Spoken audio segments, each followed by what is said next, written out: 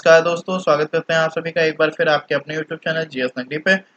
दोस्तों, ये वाला जो सीरीज हमारा चल रहा था ज्योग्राफी का था, और इसमें हम लोग फिजिकल ज्योग्राफी में कर रहे थे इंटरनल स्ट्रक्चर ऑफ अर्थ। ठीक है, तो इंटरनल स्ट्रक्चर ऑफ अर्थ में हम लोगों ने पढ़ा था, इस पर अध्ययन कर रहे थे, जिनमें हमने आपसे 3 अध्ययन बताए थे कि 3 तरह से अध्ययन करेंगे। तो हमने पहले किया था घनत्व पर आधारित अध्ययन और ताप और दाब पर आधारित अध्ययन। ठीक है, 2 अध्ययन हमारे हो गए थे। अब तीसरा हमें करना है भूकंप शास्त्र पर आधारित अध्ययन, और हमें फिर उससे पता करना है कि पृथ्वी जो है या किस पृथ्वी की आंतरिक परत कैसी है। ठीक है, तो लिख लीजिए, हेडिंग डाल लीजिए भूकंप शास्त्र पर आधारित अध्ययन। क्या हेडिंग डालेंगे? भूकंप शास्त्र पर आधारित अध्ययन पर आधारित अध्ययन। अब देखिए, भूकंप शास्त्र पर आधारित अध्ययन में हम किसकी बात कर रहे थे? पृथ्वी की आंतरिक संरचना का अध्ययन कर रहे थे। ठीक है, किसका अध्ययन कर रहे थे? पृथ्वी की आंतरिक संरचना का अध्ययन। तो देखते हैं पृथ्वी की आंतरिक संरचना कैसी है। देखिए, भूकंप अगर देखते हैं तो भूकंप कहाँ पे आता है? ठीक है, भूकंप आप लोगों ने देखा है, तो भूकंप कहाँ पे आता है? देखिए, यहाँ पे क्या होता है, भूकंप का मूल होता है जो पृथ्वी का, यहाँ पे क्या होता है, भूकंप का मूल होता है। ठीक है, यहाँ पे भूकंप आता है जहां से उसका फोकस पॉइंट होता है। ठीक है, तो ये क्या कहते हैं? फोकस इसको कहते हैं, या फिर हाइपो सेंटर कहते हैं, हाइपो सेंटर कहते हैं, या फिर इसे भूकंप मूल बोलते हैं। ठीक है, हिंदी में बात करें तो इसे क्या बोलते हैं? भूकंप मूल। ठीक है, और अगर इसके डेफिनेशन की बात करें तो देखिए, पृथ्वी की सतह के नीचे जिस स्थान पर, ठीक है, पृथ्वी की सतह के नीचे जिस स्थान पर चट्टानें टूटती हैं उसे भूकंप मूल या हाइपोसेंटर या फोकस कहते हैं। ठीक है, और इसी के ऊपर आप सीधे जाएंगे, ठीक है, यहाँ पे आप सीधे जाएंगे तो यहाँ पे आपको क्या, जो केंद्र से एक रेखा जोड़ रही है, ठीक है, केंद्र से एक रेखा पृथ्वी की सतह पर जोड़ती है। ठीक है, जिसे क्या कहते हैं? ईपी सेंटर कहते हैं। क्या कहते हैं? ईपी सेंटर कहते हैं या अधिकेंद्र कहते हैं। ठीक है, हिंदी में बात करें तो क्या बोलेंगे? अधिकेंद्र। ओके, इसे क्या बोलते हैं? अधिकेंद्र बोलते हैं। तो अगर इसके डेफिनेशन की बात करें तो पृथ्वी के केंद्र के भूकंप, ठीक है, पृथ्वी का केंद्र भूकंप के केंद्र से, ठीक है, पृथ्वी के केंद्र को भूकंप के केंद्र से जोड़ने वाली रेखा जिस स्थान पर पृथ्वी को काटती है, ठीक है, जिस स्थान पर पृथ्वी को काटती है उसे भूकंप का अधिकेंद्र या एपिसेंटर कहते हैं। ठीक है, देख लीजिए एक बार फिर से, पृथ्वी के केंद्र का भूकंप के केंद्र से, या पृथ्वी के केंद्र को भूकंप के केंद्र से जोड़ने वाली रेखा को क्या कहते हैं? अधिकेंद्र या एपिसेंटर कहते हैं। ओके, तो देखिए, यहाँ पे भूकंप जब आता है, भूकंप जब उत्पत्ति होती है भूकंप की, तो कैसे होती है? तरंगों के रूप में। ठीक है, जैसे आप शांत जल में आप पत्थर फेंकते हैं तो क्या होते हैं? वेव की तरीके से अलग अलग गोल बनता हुआ चला जाता है, ऐसे ऐसे। ठीक है, वही होता है। जैसे यहाँ पे आपने, ये तालाब है, ठीक है, और यहाँ पे आपने पत्थर फेंका तो ये क्या होता है? ये ऐसे ऐसे ऐसे ऐसे ऐसे बढ़ता हुआ चला जाता है। ठीक है, और कहाँ तक जाता है? जिस जितना ही उसका क्या रहता है? पावर रहता है। ठीक है, जितना पावर रहता है वो उतनी दूर तक ही जाता है। ठीक है, अगर आपने बहुत तेजी से फेंका है तो ये उसके किनारे तक ही जाता है। ठीक, उसी तरह डिपेंड करता है यहाँ पे कि भूकंप अगर ज्यादा तेज से, यहाँ पे चट्टाने जो हैं सतह के नीचे, पृथ्वी की सतह के नीचे जो चट्टाने हैं ज्यादा तेजी से टूटी हैं या ज्यादा तेजी से कुछ हुआ है, ठीक है, तो क्या होता है कि ये जो है यहाँ भी क्या वेव चलती हैं, और वेव जो है इस तरह से होकर के कहाँ तक आ जाती हैं? एपिसेंटर तक आ जाती हैं, पृथ्वी की सतह तक। और पृथ्वी की सतह पर आती हैं तभी हमारा जो है भूकंप आता है। ठीक है, अगर ये अंदर ही रहें तो भूकंप जो है इसकी उत्पत्ति नहीं होती है। जैसे कहीं कहीं भूकंप आता है तो आप लोग क्या कहते हैं? भूकंप मूल नहीं पूछते हैं, उसका एपिसेंटर ही पूछते हैं। ठीक है, क्या पूछते हैं? एपिसेंटर की, भूकंप कहाँ पे आया था, ठीक है, इसका एपिसेंटर क्या था। ठीक है, ना कि फोकस पॉइंट इसका। ओके, क्लियर है यहाँ तक? तो आपको पता चल गया कि भूकंप की उत्पत्ति किस रूप में होती है। तो भूकंप की उत्पत्ति होती है तरंगों के रूप में। ठीक है, किस रूप में होती है उत्पत्ति? भूकंप की तरंग के रूप में। क्लियर है? लिख लीजिए अब तरंग क्या होते हैं। इसको इरेज कर दे रहे हैं। देखिए देखिए तरंग क्या होते हैं। तरंग में क्या होता है? ऊर्जा का स्थानांतरण होता है। ठीक है, तरंग में ऊर्जा का स्थानांतरण होता है। और ऊर्जा का स्थानांतरण किसके द्वारा होता है? कणों के कंपन के द्वारा। ऊर्जा का स्थानांतरण किसके द्वारा होता है? कणों के कंपन के द्वारा होता है। ठीक है, तो कणों के कंपन के द्वारा क्या होता है? ऊर्जा का स्थानांतरण होता है।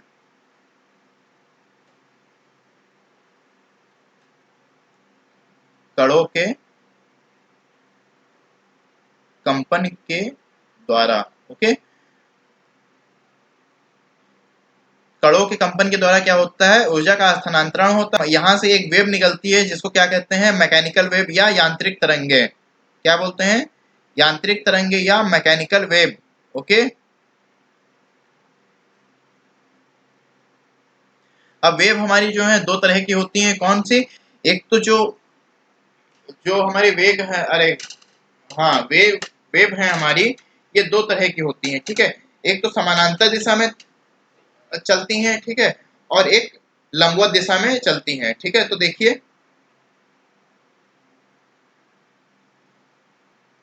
तो यहाँ तक की बात समझ में आ गई। अब देखिए, कणों का कंपन है, तो कणों का कंपन किस तरीके से होता है? दो तरीके से होता है। ठीक है, दो दिशाओं में होता है। एक तो आपका लंबवत होगा और एक समानांतर होगा। ठीक है, कणों का कंपन तरंग के दिशा के समानांतर होगा और एक लंबवत होगा। तो देख लीजिए, इसको इरेज कर दें। देखिए, जो कणों का कंपन है वो एक तो क्या होगा? ये समानांतर होगा। ठीक है, कैसा होगा?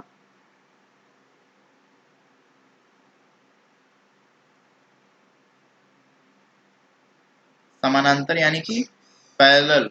ओके, कैसा होगा? पैरेलल होगा या समानांतर होगा। और समानांतर कणों का कंपन होगा तो ये कौन सी तरंग कहलाएगी? अनुदैर्ध्य तरंग। ठीक है,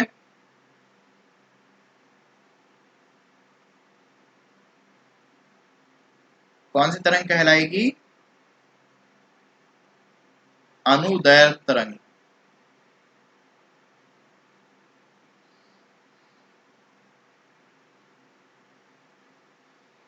और दूसरा जो तरंग है, इसका कंपन कैसे होता है? किस दिशा में होता है? इसका कंपन होता है लंबवत दिशा में। ठीक है, और जो लंबवत दिशा में होता है कंपन, उसको क्या बोलते हैं? उसको बोलते हैं अनुप्रस्थ तरंग। ओके, यहाँ पे जो तरंग कणों का कंपन हो रहा है, ये किस दिशा में हो रहा है? लंबवत दिशा में। और जो लंबवत दिशा में कणों का कंपन होता है तो उसे क्या बोलते हैं? अनुप्रस्थ तरंग। ओके, अनुप्रस्थ तरंग। क्लियर है यहाँ तक? अब देखिए, अब बात करते हैं भूकंपी तरंगों की। ठीक है, तो यहाँ तक आप लोगों को क्लियर हो गया है। भूकंपी तरंग हेडिंग डाल लीजिए कि भूकंपी तरंग कैसे होते हैं। देखिए, भूकंपी तरंग आप लोगों ने पढ़ा भी होगा कि पी, एस और एल तरंगे होती हैं। ठीक है, पी, एस और एल तरंगे होती हैं इनमें। ठीक है, कितने तरीके के? तीन तरीके की तरंगे होती हैं। कौन कौन सी? लिख लीजिए।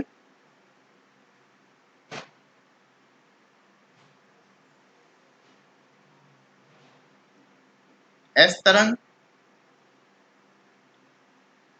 पी तरंग और एल तरंग। कौन कौन सी? पी, एस और एल। पी तरंग को प्राथमिक तरंग कहते हैं। पी तरंग को प्राथमिक तरंग कहते हैं। एस तरंग को द्वितीयक तरंग भी कहते हैं। एस तरंग को द्वितीयक तरंग भी कहते हैं।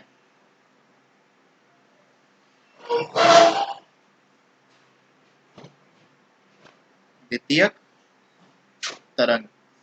और एल तरंग को सतही तरंगे भी कहते हैं। कौन सी? सतही तरंग। देखिए, पी तरंगे जो होंगी, ठीक है, या पी तरंगे या प्राथमिक तरंगे कैसे होंगी? ये होंगी ध्वनि तरंग के समान। ओके, ये कैसी होंगी? ध्वनि तरंग के समान। ध्वनि तरंग के समान। ठीक है।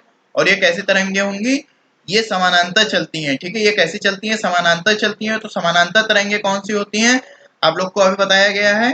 कौन सी तरंगे होती हैं, अनुदैर्घ्य तरंगे। ओके, तो ये कैसी तरंग है, ये अनुदैर्घ्य तरंग है, ठीक है। जिसकी तीव्रता जो होती है वो कम होती है, ठीक है। इसकी तीव्रता क्या होती है, कम होती है। लेकिन गति की बात करें तो गति सबसे अधिक होती है, ठीक है। गति जो होती है इसकी पी तरंग की वो सबसे अधिक होती है।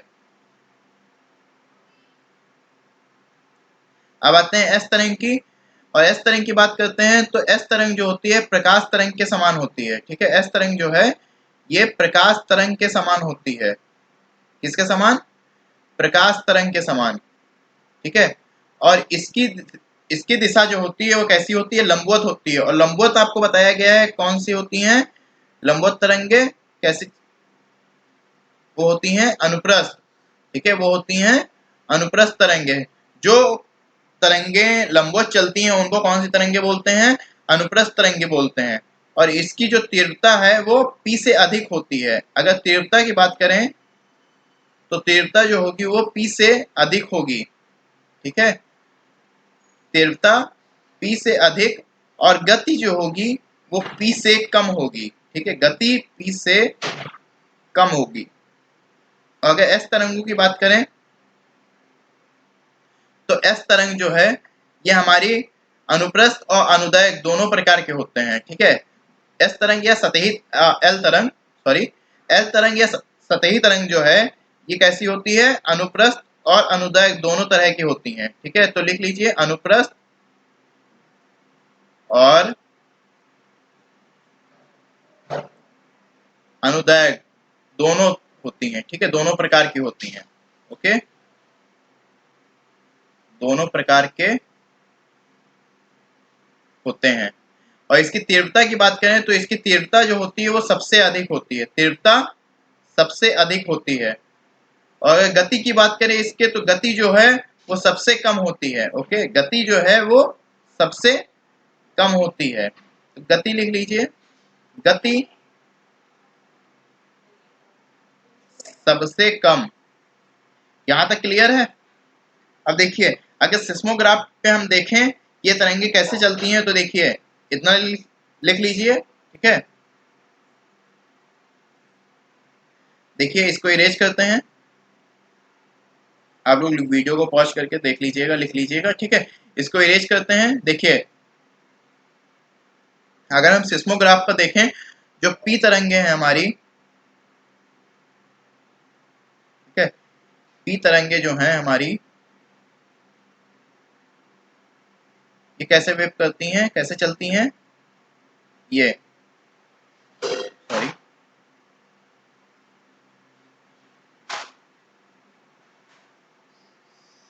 और एल तरंगे एस एस में हम आएंगे तो ये उससे थोड़ी ज्यादा दूरी तक जाती हैं, ठीक है।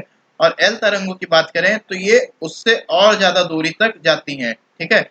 मतलब तीव्रता की हम बात कर रहे हैं, ठीक है। गति जो है वो गति नहीं डिपेंड करता है, वो तीव्रता डिपेंड करता है कि ये कितनी उसकी तीव्रता है। और जितनी ज्यादा तीव्रता होती है उतना ही ज्यादा वो क्या होता है, बहुत ही ज्यादा वो वो उतना ही ज्यादा डेंजरस होता है, ओके। तो ये कौन सी तरंगे हैं, ये हमारी है पी तरंग। कौन सी है, ये पी तरंग है। ये वाली एस तरंग है। और ये जो है ये हमारी एल तरंग है। यहाँ पे आप तीव्रता देख रहे हैं इसकी कितनी है, ये देखिए। और यही आपको बताया गया था कि क्या बताया गया था, ईपी से जो आपका फोकस पॉइंट है, ठीक है, यहाँ से ये कहाँ तक जाती है, आपको क्या बताया गया था कि जितना ही ज्यादा उसमें फोर्स होगा वो उतना ही ज्यादा दूर तक जाएगी, ठीक है। तो एल तरंग में क्या है, आपको उतनी ही वेव मिल रही है, ठीक है। इसकी तीव्रता जो है वो सबसे अधिक है। और यही जो होती है बहुत ही ज्यादा भयानक होती है, ठीक है। ये किस पे हमने बताया है आपको, सिस्मोग्राफ, ठीक है। अगर हम इसका क्या देखा है हमने, सिस्मोग्राफ, ये क्या है इसका,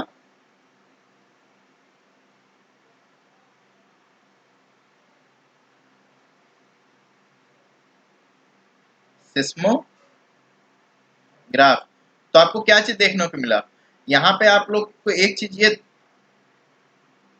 समझ में आ गया होगा कि भूकंपी तरंगों की गति जो है वो पदार्थ के घनत्व से इसका सीधा संबंध है, ठीक है। तो लिख लीजिए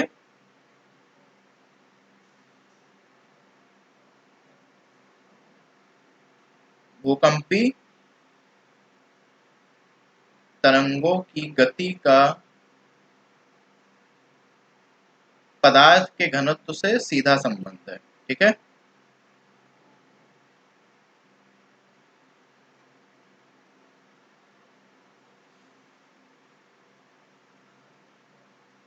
क्लियर है यहां तक?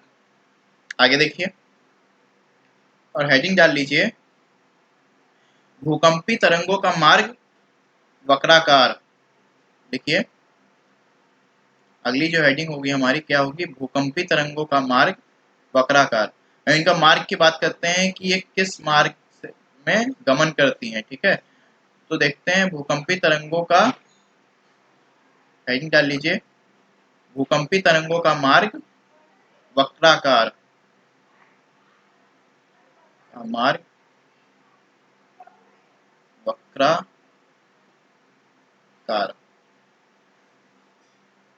क्लियर है?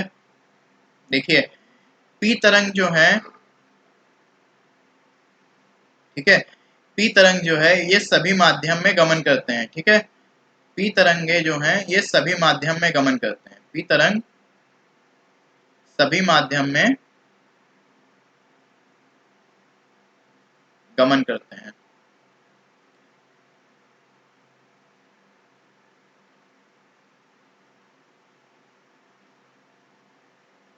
और एस तरंगे जो हैं ये केवल ठोस माध्यम में गमन करती है। ओके, केवल ठोस माध्यम में। यहां तक क्लियर है? देखिए हम लोग क्या बनाते हैं, पृथ्वी के अंदर देखते हैं कि ये तरंगे जो हैं ये कहाँ कहाँ जाती हैं। ठीक है, और इनका मार्ग क्या है। ठीक है, ये किस तरह से गमन करती हैं। ठीक, तो देखिए देखिए ये जो आपको तरंगों का वक्राकार मार्ग दिख रहा है, ठीक है, ये क्या है, तरंगों का वक्राकार मार्ग है। ये जो फिगर दिख रहा है आपको, डायग्राम दिख रहा है, ठीक है, तो इसमें देखिए रेड वाली जो है ये पी तरंगे हैं और ब्लैक वाली जो है ये एस तरंगे हैं। तो आप यहाँ पे क्या देख रहे हैं, यहाँ पे देखिए जो पी तरंगे हैं ये पृथ्वी के आंतरिक परतों में जैसे ही प्रवेश करते हैं, ठीक है, तो यहाँ पे क्या हो रहा है कि देखिए जो आपका क्रस्ट है और मेंटल है, ठीक है, यहाँ पर क्रस्ट और मेंटल के साथ में आपकी जो पी और एस तरंगे हैं ये दोनों साथ में है। ठीक है, ये दोनों साथ में गमन कर रही हैं, चल रही हैं। ये देखिए पी तरंगे इधर है, इधर एस तरंग, ठीक है, दोनों साथ में चल रही हैं। लेकिन जैसे ही क्या हो रहा है, जैसे ही क्या हो रहा है कि गुटेनबर्ग और सांतत्य के बाद यहाँ पे देखिए एस तरंग जो है, यहाँ से क्या गुटेनबर्ग और सांतत्य के बाद में एस तरंग जो है ये क्या हो जा रही है, विलुप्त हो जा रही है। ठीक है, यहाँ देखा आपने एस तरंग क्या हुई, विलुप्त हो गई। ठीक है, और विलुप्त हो जाने के कारण यह हमें पता चल गया कि ये जो बाह्य कोर है ये किस अवस्था में है, तरल अवस्था में है, क्योंकि आपको पहले बताया गया था कि एस तरंगे जो हैं वो किस माध्यम में गमन करती हैं, केवल ठोस माध्यम में। ठीक है, और पी तरंगे जो हैं वो सभी माध्यम में गमन कर सकती हैं। तो इससे हमें पता चल गया कि क्रस्ट और मेंटल जो है, यहाँ पे हमें देखिए पी के साथ साथ एस तरंगों का भी प्रभाव देखने को मिल रहा है। यहाँ पे देखिए हाइलाइटर से दिखा, देखिए सॉरी,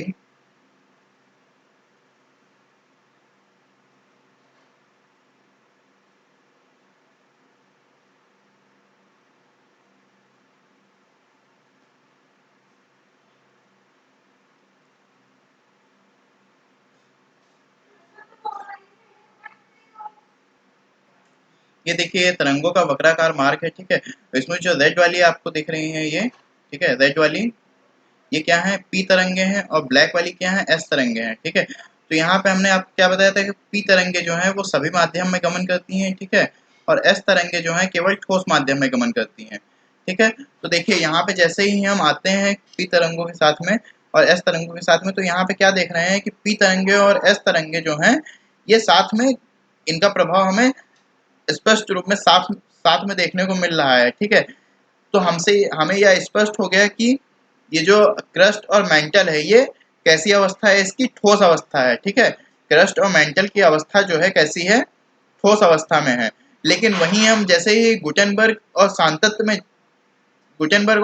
के बाद जो है, यहाँ जैसे ही हम आउटर कोर में प्रवेश करते हैं गुटेनबर्ग और सांतत्य के बाद, तो वहां पे क्या हो जा रहा है, इस तरंगे जो है क्या हो जा रही है, विलुप्त हो जा रही है।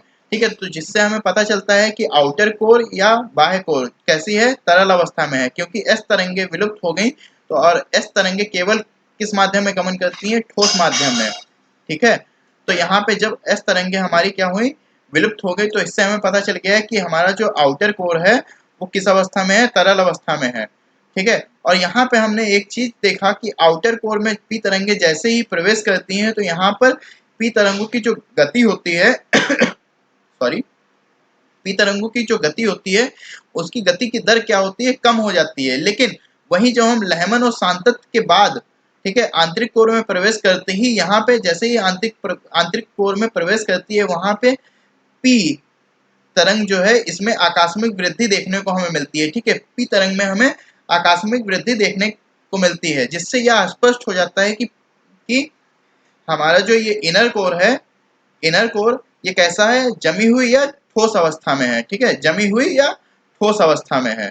यहां तक क्लियर हो गया आप लोगों को, कैसा है, जमी हुई या ठोस अवस्था। देखिए एक बार फिर से समझ लीजिए, देखिए ये जो पी तरंगे हैं ये आपकी कैसी हैं, रेड वाली हैं, और एस तरंगे ब्लैक वाली हैं। यहाँ तक क्लियर है। देखिए जैसे ही हम क्रस्ट और मेंटल में प्रवेश करते हैं, ठीक है, तो यहाँ पे देखिए पी तरंगे और एस तरंगे साथ ही साथ चल रही हैं, ठीक है, जिससे हमें क्या पता चलता है, एस तरंगे आपको बताया गया कि केवल ठोस माध्यम में गमन करती हैं और एस तरंगे ठोस माध्यम में गमन कर रही हैं। तो जिससे हमें पता चलता है कि हमारा क्रस्ट और मेंटल कैसा है, किस अवस्था में है, ठोस अवस्था में है, ठीक है। और जैसे ही हम गुटेनबर्ग और सांतत के बाद में आते हैं तो यहाँ पे देखिए गुटेनबर्ग और सांतत के बाद में हम आते हैं तो यहाँ पे एस तरंगे जो हैं ये विलुप्त हो जाती हैं। तो जैसे ही एस तरंगे विलुप्त होती हैं तो हमें पता चलता है कि आउटर कोर जो हमारा है, ये आउटर कोर ये किसका बना हुआ है, आउटर कोर हमारा तरल अवस्था में है। कैसा है, आउटर कोर तरल अवस्था में है। और यहाँ पे जैसे ही ये जो पी तरंगे हैं, यहाँ पे पी तरंगे जब आउटर कोर में प्रवेश करती हैं तो यहाँ पे हमें एक चीज और देखने को मिलती है कि यहाँ पे पी तरंगों की दर जो गति है, इसकी गति की दर कम हो जाती है। लेकिन वहीं जब हम लहमन और सांतत के आंतरिक कोर से इनर कोर में प्रवेश करते हैं, लहमन और सांतत के आंतरिक कोर या इनर कोर में प्रवेश करते हैं, तो वहां पे हमें पी तरंगों में आकस्मिक वृद्धि देखने को मिलती है, ठीक है। यहाँ पे इसकी गति जो है बहुत तेज हो जाती है, ठीक है, यहाँ पे हमें इसमें आकस्मिक वृद्धि देखने को मिलती है। और यही कारण है, इससे स्पष्ट होता है कि जो हमारा इनर कोर है वो कैसा है, जमी हुई या ठोस अवस्था में है। क्योंकि देखिए अगर यहाँ पे क्या था, ये जहां पे आउटर कोर में प्रवेश करी तो यहाँ पे इसकी जो स्पीड थी, ठीक है, आउटर कोर कैसा था, तरल अवस्था में था। लेकिन आपको क्या बताया गया था, पी जो है सभी माध्यम में गमन कर सकता है। जब पी माध्यम आया, यहाँ पे पी जब आया आउटर कोर में तो यहाँ पे इसकी गति जो थी कम हुई, ठीक है, तो गति कम हुई। लेकिन और एस तरंग विलुप्त हो गया तो हमको यह स्पष्ट हुआ कि यहाँ पे जो आउटर कोर है ये कैसा है, तरल अवस्था में है। लेकिन जैसे ही आउटर कोर से हम पी तरंगे जो हैं वो इनर कोर में आती हैं तो वहां पे इसमें आकस्मिक वृद्धि देखने को मिलती है। और जब आकस्मिक वृद्धि देखने को मिलती है तो इससे यह स्पष्ट हो गया कि इनर कोर जो है ये जमी हुई या ठोस अवस्था में है। क्लियर है, यहाँ तक समझ में आ गया। लिखाने का काम कल करेंगे अगले वाली वीडियो में, तब तक के लिए धन्यवाद।